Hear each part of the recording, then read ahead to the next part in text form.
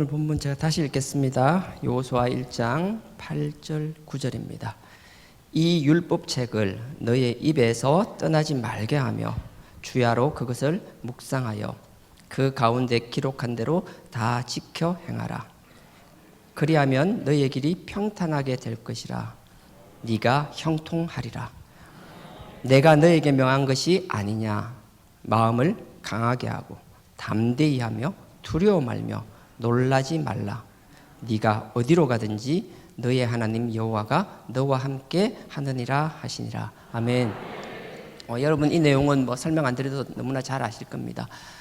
여호수아 입장에서는 어떻게 비교할 수 없을 만한 큰 산이었을 겁니다. 여호수아는 모세의 지금으로 보면 이제 수행비서 겸 비서실장 겸 척건 중에 척건이었죠.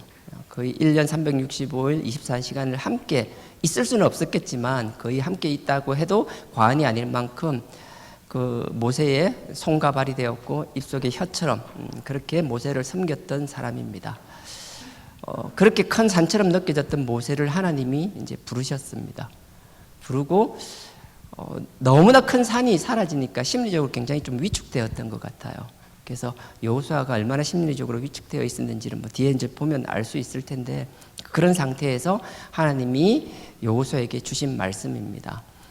여호수아 입장에서는 항상 이렇게 모세를 바라볼 때 자기가 이제 지금 뭐라 그러죠? 아마 필마단기라 그래야 되나? 허벌판에 혼자 서 있는 것 같은 그런 심정이었던 것 같아요. 그래서 여호수아에서 요거 보기 전에 잠깐 출애굽기 3장으로 한번 가보겠습니다. 요 뭘 하나 끼워 놓으시면 좋겠어요. 예, 또 와야 되니까 뭘 하나 이렇게 여호수아 1장에 해놓으시고요. 출애굽기 3장입니다. 출애굽기 3장. 창세기, 출애굽기, 레위기입니다. 출애굽기 3장 8절입니다. 출애굽기 3장 8절이고요. 저는 7절부터 읽겠습니다. 출애굽기 3장 7절입니다. 여호와께서 가라사대 내가 애굽에 있는 내 백성의 고통을 정령히 보고 그들이 그 간역자로 인하여 부르짖음을 듣고 그 우고를 알고. 이게 무슨 말인가 하면 하나님께서 당신의 백성인 이스라엘 백성들이 애굽에서 노예로 생활하면서 얼마나 힘들었는지를 직접 보셨다라는 거예요. 그 앞에 5절에 보면 하나님께서 모세를 부르고 신을 벗으라 그랬잖아요. 기억나세요? 신을 벗는다라는 건 고대 그 중동 사회에서는 계약을 뜻하는 것.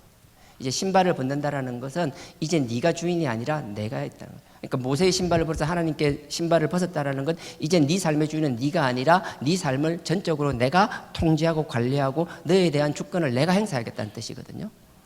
그래서 여러분들이 신발을 벗는다는 게 그런 의미로 이해하시면 되고요. 그래서 하나님께서 모세를 만나고 신발 벗으라고 그러는 거예요. 신발을 벗고 나니까 하나님이 곧이어서 하시는 말씀이 지금 이 말씀이에요.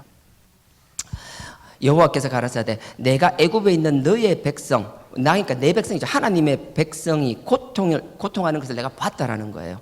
그리고 그들이 그 간역자가 뭔가 하면 감독으로 번역도 되어 있는데요.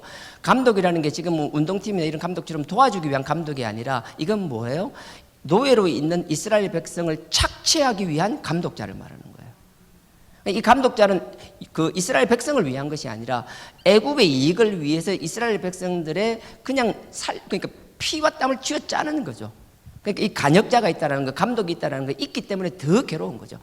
혼자 괴롭힌 게 아주 조직적으로 이스라엘 백성들을 괴롭혔다라는 거예요. 그래서 간역자로 인하여 부르짖는, 얼마나 힘들었는지 이스라엘 백성들이 너나 할 것 없이 모든 백성이 하나님께 막 부르짖었다라는, 절규를 했다라는 거죠. 부르짖음을 하나님께서 듣고 그 우고를 알고, 우고라는 게 그 고난 속에 있다라는 거죠. 그 고난 속에 있는 걸 알고 하나님께서 자기 백성들이 그런 상황을 본 거예요. 그래서 이 백성들을 구원하기 위하여 하나님이 결단을 하시는 거예요. 그 결단의 도구가 누구예요? 모세를 선택하신 거예요. 그래서 모세 보고 신발 벗으라는 거예요. 그러고 그래서 8절입니다. 잘 들어보세요. 내가 내려와서 그들을 애굽의 손에서 건져내고, 이 내가 누구예요? 하나님이 직접 오시겠다라는 거예요.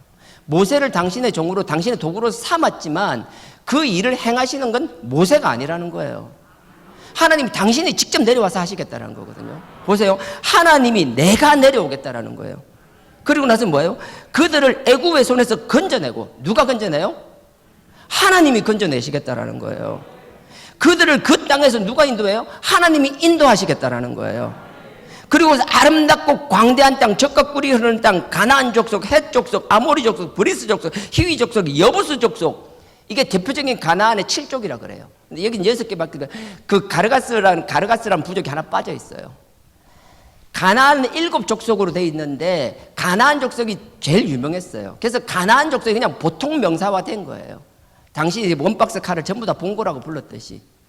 우리 집 랩탑을 다 노트북이라는 게 도시바에서 노트북 만들고 나니까 다 그 상품명이 일반 명사가, 보통 명사가 된 것처럼 그냥 가나안인데, 가나안 7족속을 하나님께서 그 7족속이 있는 곳으로 인도하는 게 누구예요? 뒤에 보세요. 하고 나서 족속의 지방에 이르려 하노라. 이른다라는 말이, 우린 이른다라고 번역돼서 좀 난감한데요, 그냥 데리고 가겠다라는 거예요. 보십시오. 제가 다시 읽어볼게요. 8절에요. 하나님이 내가 내려와서 그들을 애굽에서 내가 건져내고 그들을 그 땅에서 내가 인도하여 아름답고 광대한 땅, 젖과 꿀이 흐르는 땅, 가나안 족속, 헷 족속, 아모리 족속, 브리스 족속, 히위 족속, 여부스 족속의 지방에 내가 데리고 가겠노라라고 말씀하시는 거예요. 근데 정말 놀라운 건요, 우리는 하나님 계속 내가 얘기하는데 우리는 계속 모세가.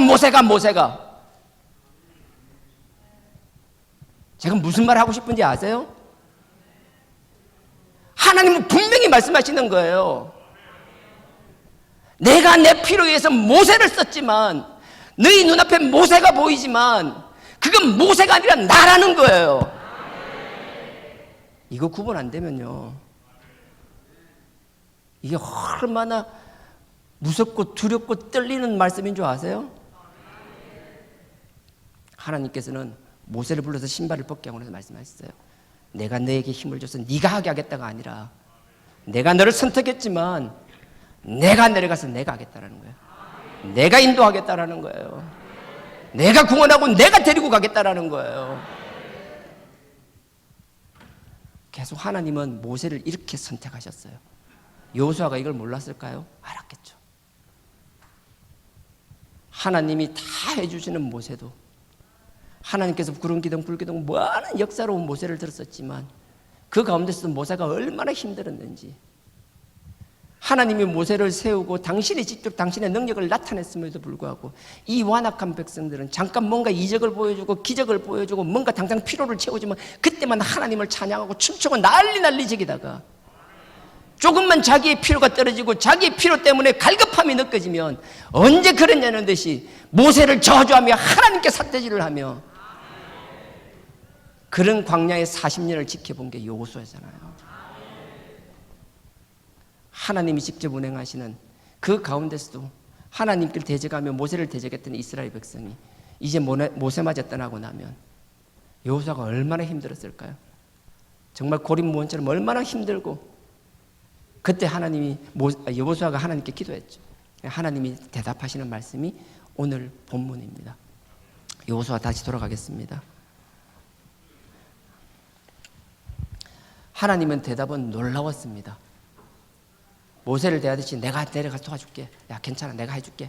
내가 다 끌고 가줄게. 내가 해줄게. 하나님은 그렇게 말씀하지 않으셨어요. 모세마저 없는 그 두려움에 있는 여호수아에게 하나님은 오늘 말씀 이렇게 하시는 거예요. 이 율법책을 너희 입에서 떠나지 말게 하며. 얼마나 생뚱맞아요.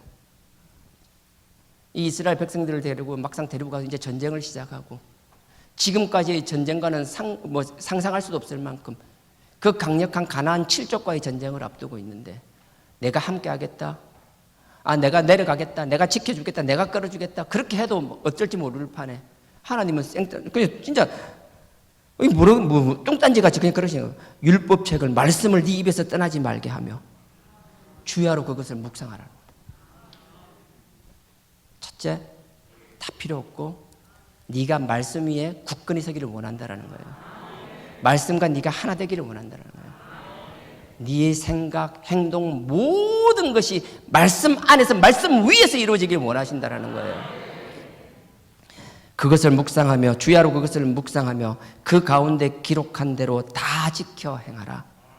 그리하면 네 길이 평탄하게 될 것이라. 네가 형통하리라. 제가 이 말씀을 보면서 이번 한 주간 육체적으로도 굉장히 힘들었지만 이 말씀 보면서 굉장히 저한테 큰 도전이 되었어요. 말씀 위에서 내가 무슨 선택을 할 때 항상 말씀 위에 선택하고 있는가?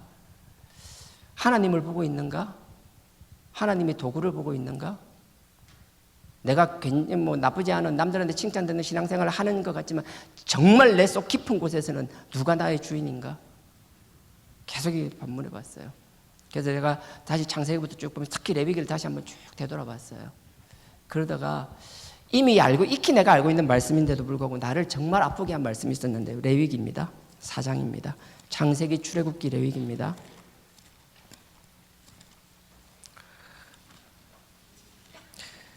제가 말씀 앞에서란 찬양을 부르면 많이 울어요. 가사를 여러분도 아시겠지만 내가 말씀 앞에서 이렇게 하나님 앞에 이런 결기가 있나 생각해보면 부끄럽기 짝이 없어요.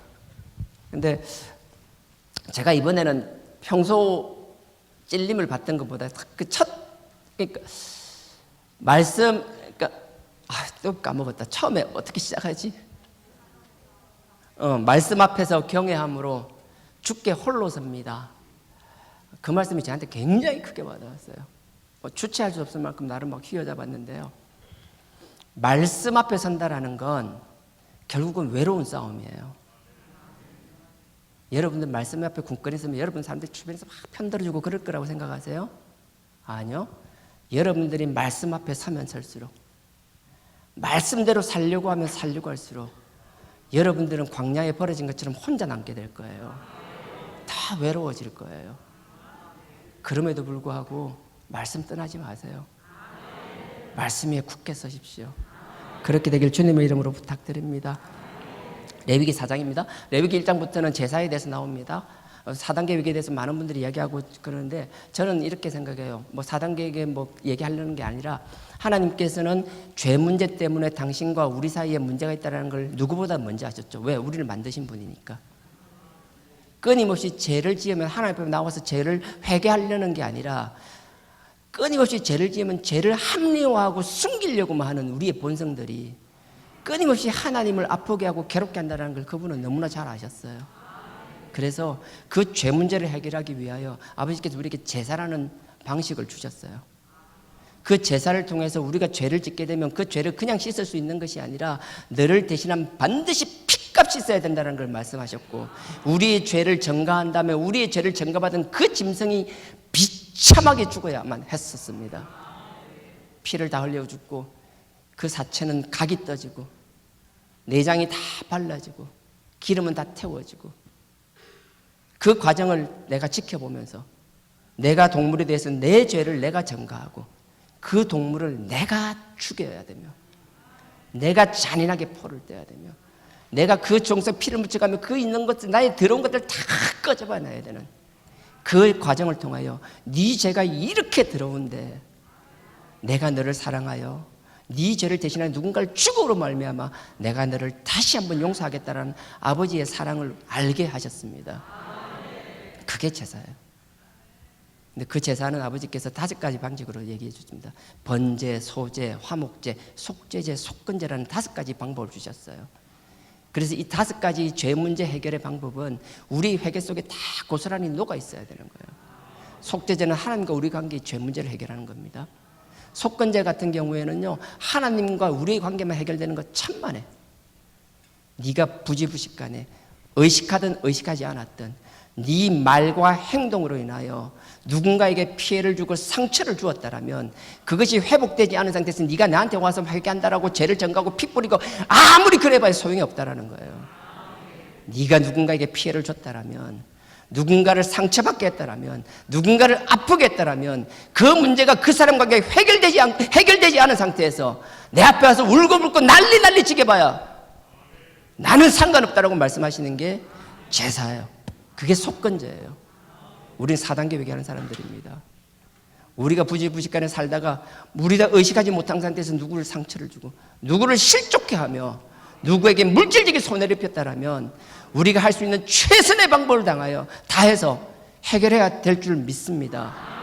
그게 되지 않은 상태에서 아버지 앞에 막 회개했다고요. 그리스도 피로 발랐더라고요. 피범벅을 했더라고요. 아버지께서는 그게 다가 아니라고 분명히 말씀하고 계십니다. 우리가 하나님과의 관계를 어떻게 해야 되는지, 사람과의 관계를 어떻게 해야 되는지 너무나 당연한 거죠. 다시 한번 하나님이 이 제사를 보면서 내가 얼마나 가슴이 찢어졌는지 몰라요. 얼마나 하나님 앞에서 내가 두렵고 떨림으로, 내가 하나님 앞에 얼마나 초라한 존재이며 얼마나 더러운 존재이며, 어느 내가 하나님의 말씀에 서 있는 게 아니라 얼마나 내가 세속화되어 버린 인간인지를. 4장 30절입니다. 이건 속건제가 아니라 속죄제에 대한 이야기입니다. 우리가 죄가 있을 때 하나님 앞에 죄를 어떻게 해결하는지에 대한 문제입니다. 30절에 제가 있습니다. 4장 30절입니다. 제사장은 손가락으로 그 피를 찍어서 번제단 뿔에 바르고 그 피 전부를 담 밑에 쏟고 나머지는 기름은 다 채우라는 거예요. 우리가 죄를 짓게 되면 그냥 죄가 아니라 우리의 죄를 전가한 사람, 전가한 동물을 죽여야 돼요. 우리가 죽이고 나서 그 피를 다 받아야 되는 거예요. 그리고 담불에 바르는 거예요. 여러분 성막 구조 잘 아시죠? 탁 들어가게 되면은 성막 마당이 넓게 나와요. 마당 넓게 중간에 번제단이 있어요. 가로 세로 2.5m 정도 높이나 1.5m 되는 노수로 만든 번제단이 있어요. 그 번제단 네 뿔이 있는 거 다 아시죠? 우리 그 죄를 회개하잖아요. 닦잖아요. 그 번제단에서 피를 바르는 거예요. 담불에. 우리 다 아시잖아요. 저도 뭐 알고 있죠. 근데 제가 마음을 너무 아프게 한 건 이걸 몰랐던 건 아니에요. 이미 알고 있었는데 이번에 저에게 하신 말씀이 그렇다는 거예요. 30일 이렇게 우리는 회개합니다. 근데 보세요. 4장 보십시오. 4장 6절. 전 7절을 볼 건데요. 6절부터 읽을게요. 아니요. 4장 1절부터 읽겠습니다. 4장 1절. 4장 1절입니다. 제가 읽습니다.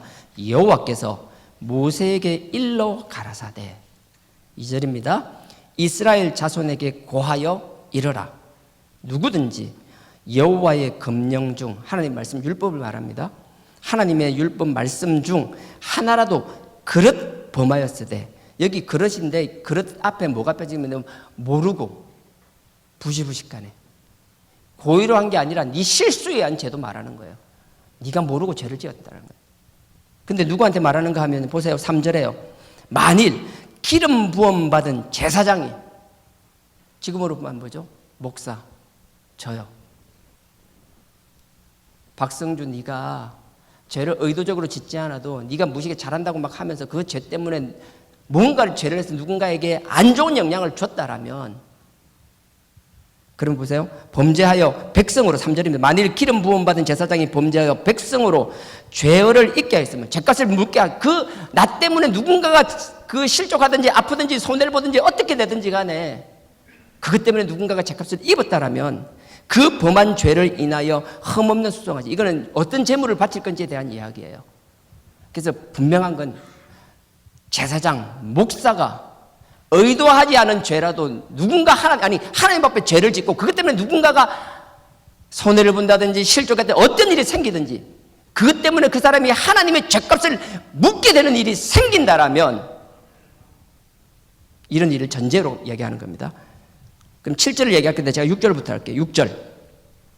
그 제사장이, 목사 성주 네가 손가락에 그 피를 찍어서, 어디서 뿌려요? 그 손가락에 피를 찍어서 여호와 성소 장 앞에 7번 뿌릴 것이며. 이 무슨 말인가 하면요, 여러분 성막에 들어가면 마당, 큰 넓은 마당이 있습니다. 마당에 보면 번제단이 있어요. 번제단 그 앞에 보면, 오른쪽에 보면 우리가 재물을 안수하고 재물을 잡아서 막 포 뜨는 데가 있어요. 그리고 번제단 뒤에 보면 물두덩이라고 씻는 정결의식 하는 데가 있어요. 그리고 안에 보면 성막이 있어요. 그 성막에는 성소와 지성소가 있어요. 문을 커튼을 열고 들어가면 성소가 있죠. 성소를 들어가게 되면 왼쪽에 7촛대가 있습니다. 오른쪽에 진설병 떡이 있습니다. 중간에 분향단이 있어요. 가로 세로 한 1m 정도, 높이가 한 1.5m 정도 되는 한 요 정도? 이거보다 넓죠. 요거 한 절반만한 것? 요런 분향단이 있어요. 분향단에도 뿔이 있어요. 네 군데. 그리고 그 분향단은 끊이지 않고 계속 향을 피워야 돼요. 그 분향단이 있어요. 그 분향단과 지성소, 하나님이 계신, 법궤가 계신 지성소와 가로막힌 그 커튼이 하나 있어요. 근데 네가, 목사인 네가 죄를 지었다라면 마당 밖에서 거기 있지 말고, 제가 뭘 느낀 줄 아세요?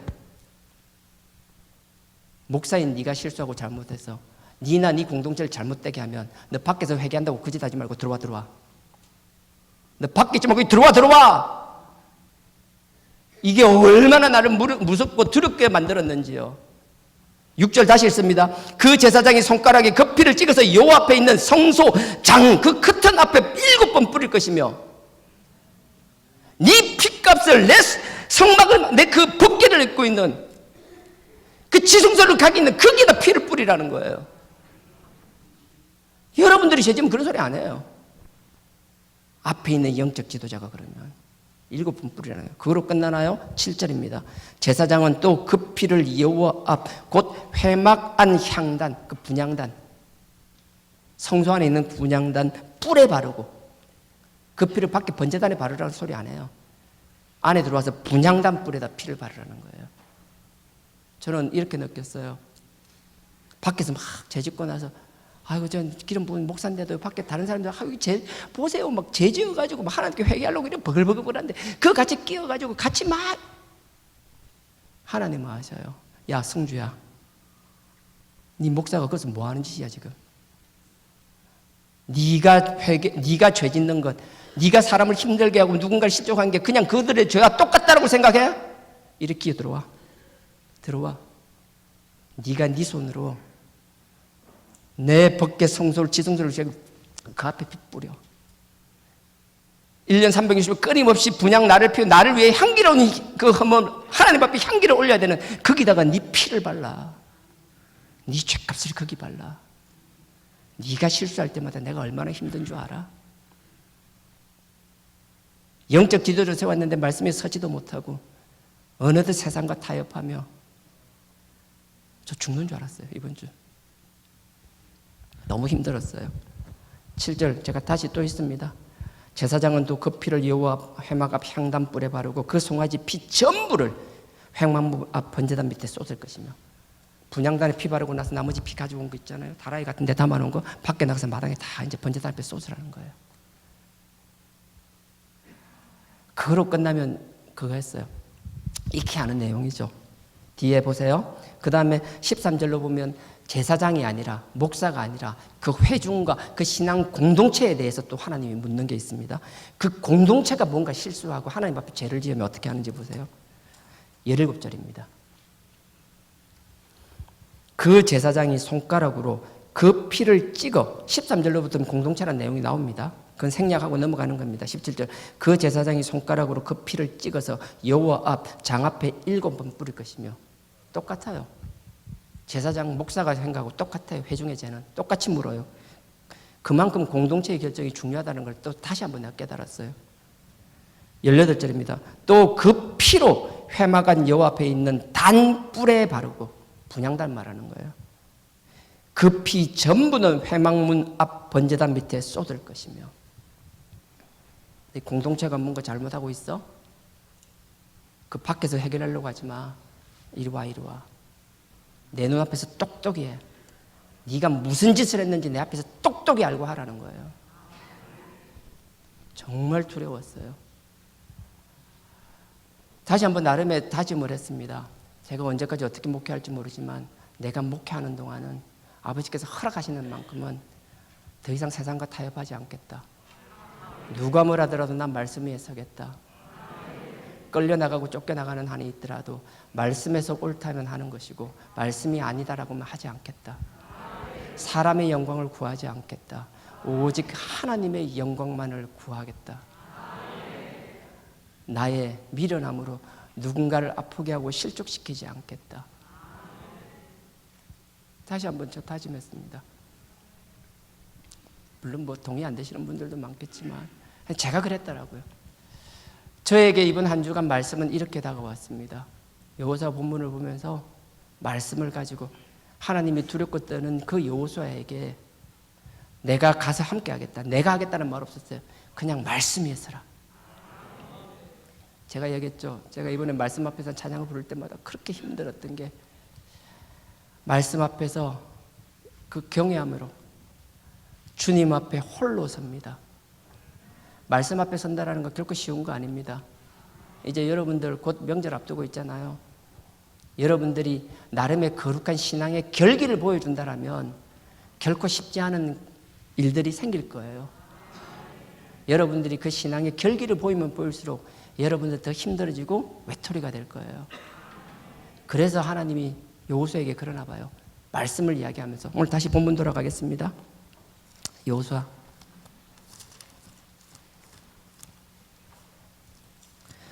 1장 8절입니다. 제가 다시 읽습니다. 죄송합니다. 계속 같은 걸 반복해 읽어서.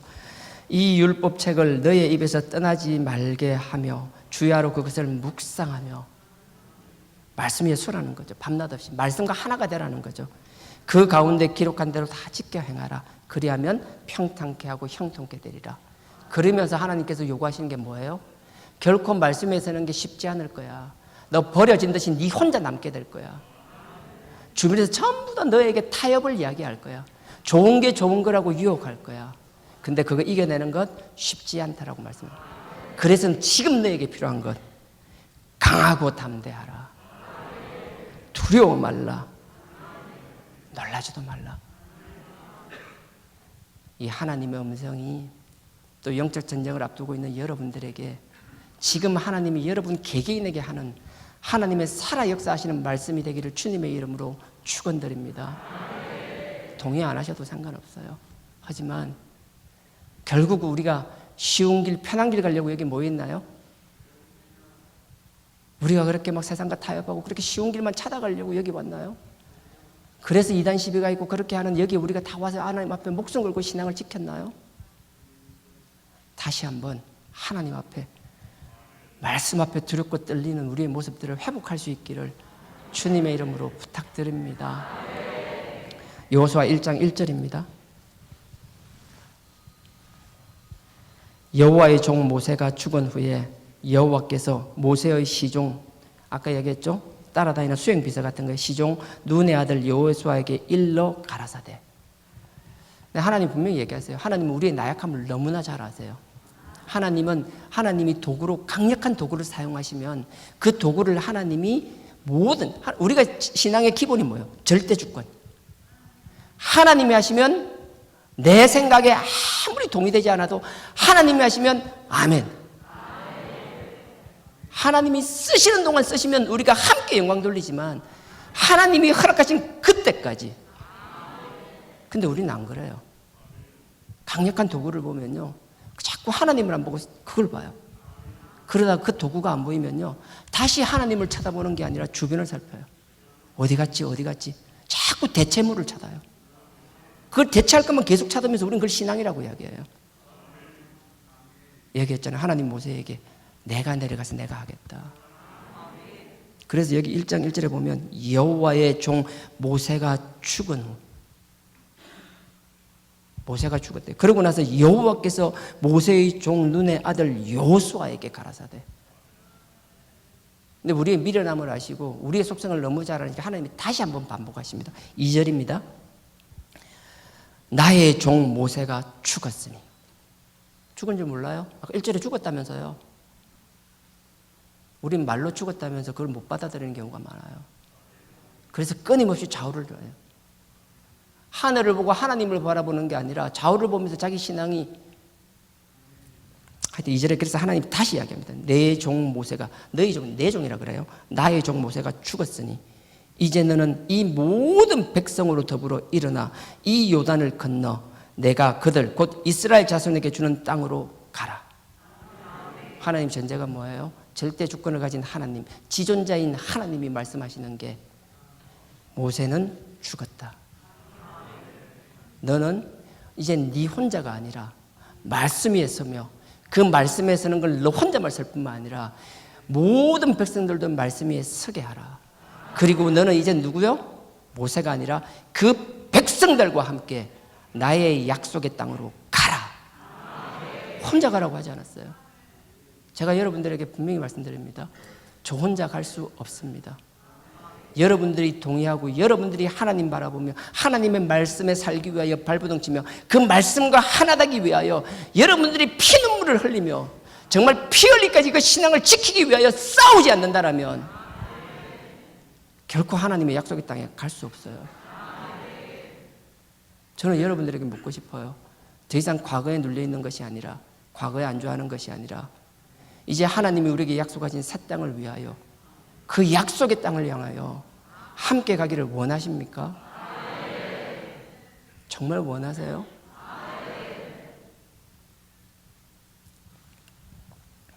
3절입니다.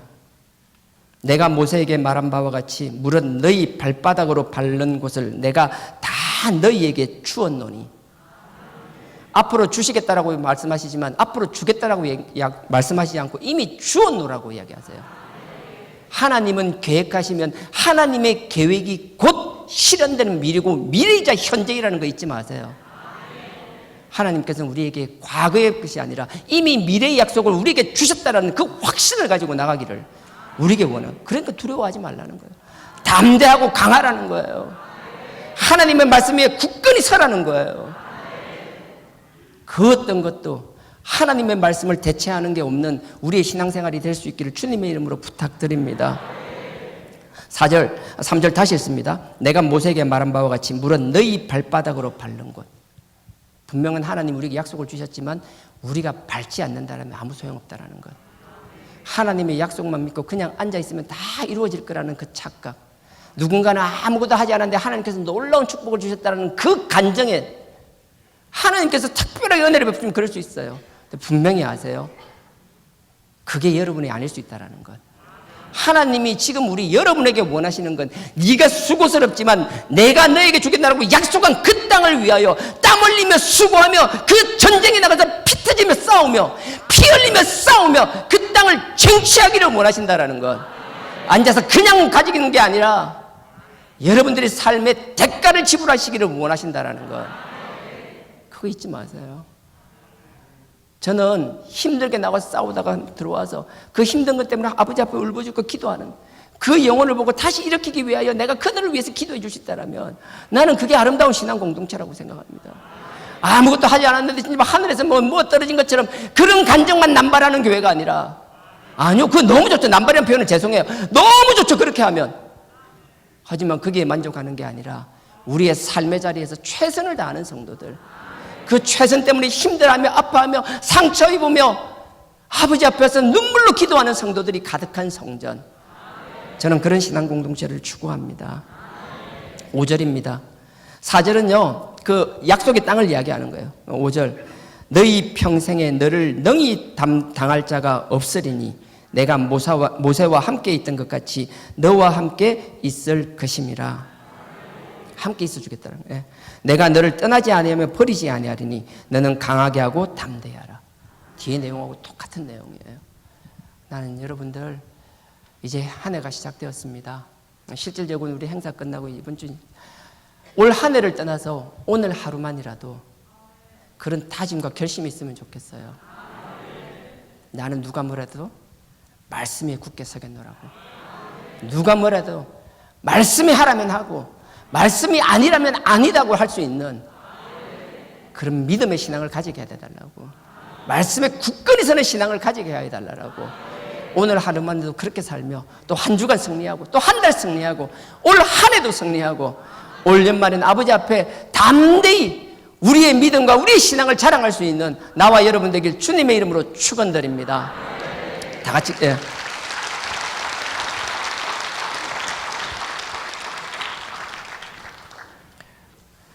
보라 너희는 두려워 말고 보라 너희를 인도한 나를 보라 너희는 지치지 마. 이거 하기 전에 제가 광고 아닌 광고를 좀 드리고 싶은데요. 제가 어느덧 우리가 항상 주님이 가르친 기도가 있잖아요. 그래서 우리 모임을 하거나 기도회를 하거나 항상 모일 때마다 주님이 가르치신 기도로 그 모임을 파하잖아요. 항상 주님이 정말 귀한 말씀이에요. 주기도문은 우리가 그냥 형식적으로 하는 것이 아니라 예배 형식 요소가 아니라 주님께서 우리가 하라고 가르친 말씀이에요. 그래서 그 말씀인데 어느덧 우리가 한국교회뿐만 아니라 자꾸 이 공예배에서 공모임에서 어느덧 주님이 가르친 그 기도가 자꾸 사라져버려요. 어느덧 사라져버리고요. 이게 뭐 공예배에서 하나님께 주기도문을 언제 했는지 기억조차 못할 만큼. 그래서 이 작은 바람이 있다라면 이제 1월 달은 이제 뭐 시작되지만 한 2월쯤 되게 나면 이제 하나님 앞에 우리가 공적으로 모여드리는 마지막은 주님이 가르친 기도로 마무리를 하고 싶은 마음이 있어요. 제가 다 그래 못하겠지만 근데 문제는 주님 주기도문 송이라고도 그렇게 하잖아요. 주기도문 송이라고도 하고 제가 좀 찾아보니까 1부 때 얘기하고 나서 찾아보니까 이제 주기도문 송이 아니고 공식 이름 찬송가에서는 그 하늘의 계신으로 이렇게 찬송가에 들어와 있더라고요.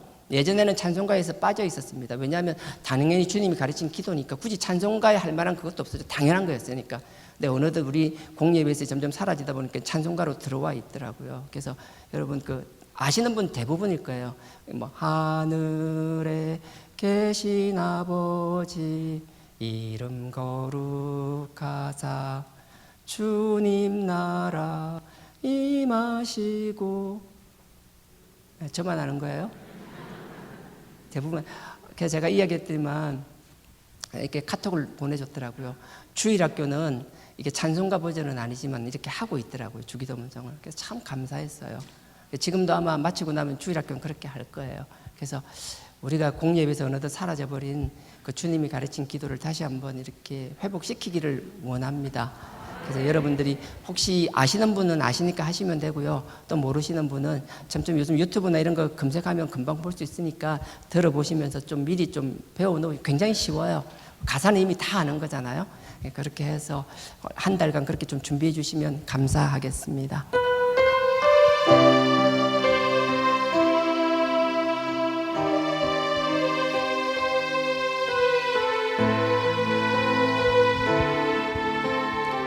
보라 너희는 두려워 말고 보라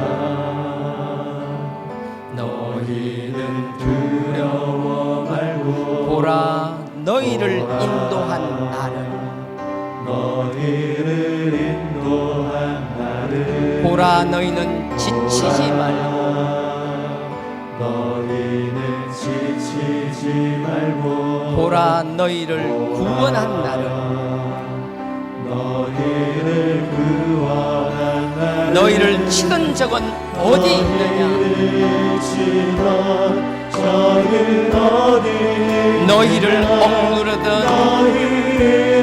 원수는 어디 있느냐 원수는 어디 있느냐 보라 하나님 구원을 하나님 구원을 보라 하나님 능력을 너희를 위해 싸우시는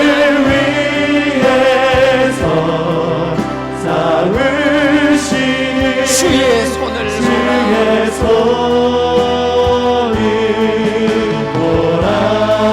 보라 하나님 구원을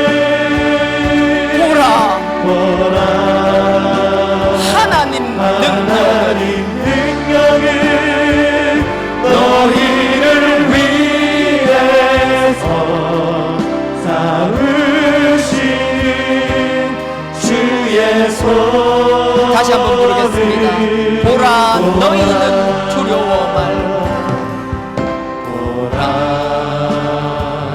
너희는 두려워 말고 보라 너희를 인도한 나를 보라 너희는 지치지 말고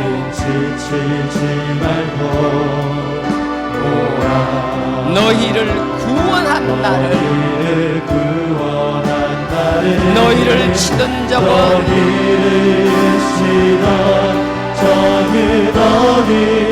너희를 억누르던 원수는 어디 있느냐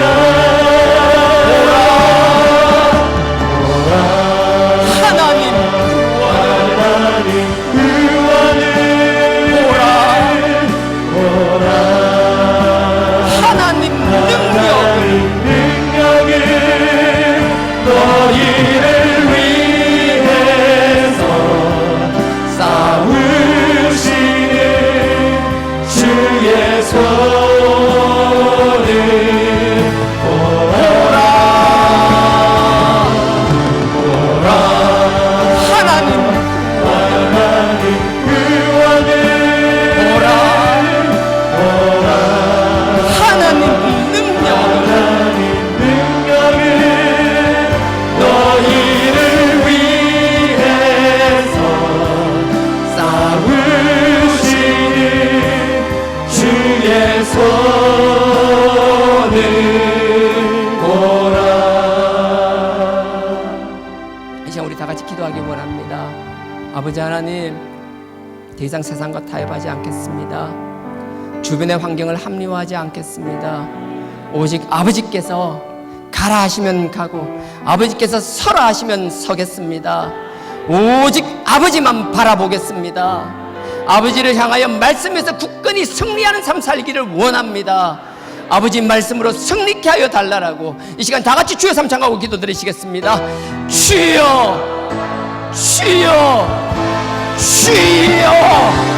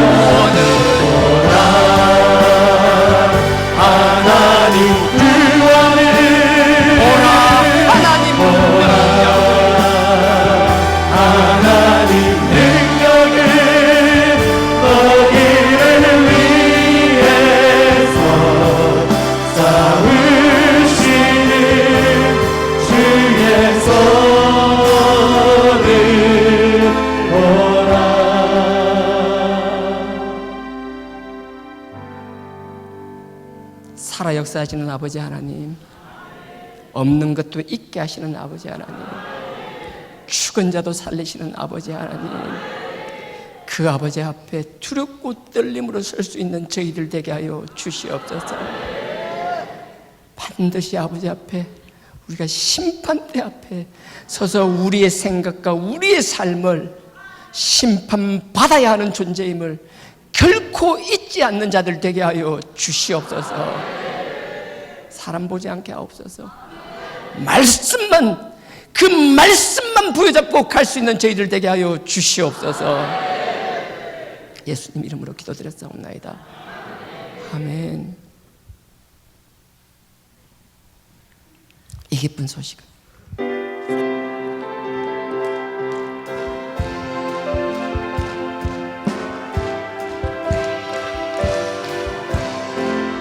이 기쁜 소식을 온 세상 전하세. 큰 말란 고통을 당하는 자에게 주 믿는 성도들 다 전할 소식을 성령이 오셨네.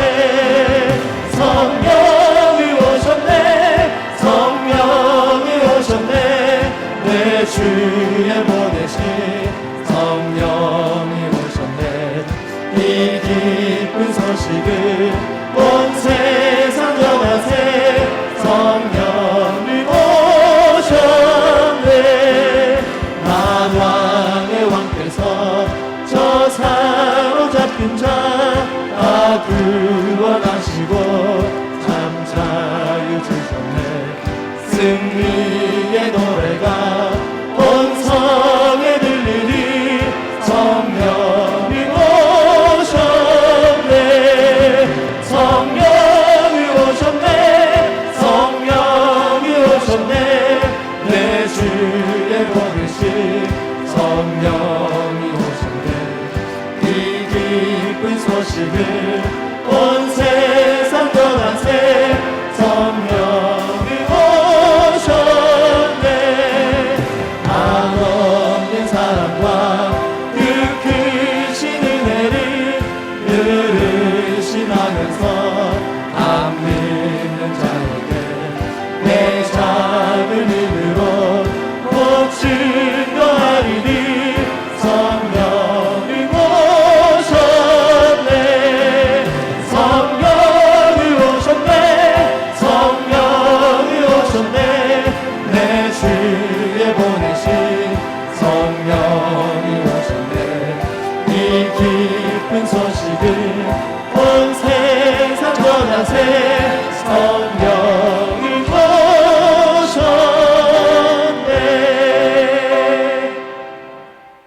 지금은 우리 주 예수 그리스도의 은혜와 하나님 아버지의 무한하신 사랑과 성령님의 감동, 감화, 교통, 깨닫게 하심이 말씀 위에 굳게 서며 그 말씀 부여잡고 강하고 담대한 삶, 세상과 타협하지 않는 삶을 살기를 원하는 우리 모든 성도님들의 머리 위에 지금으로부터 영원토록 함께 하시기를 축원하옵나이다. 아멘.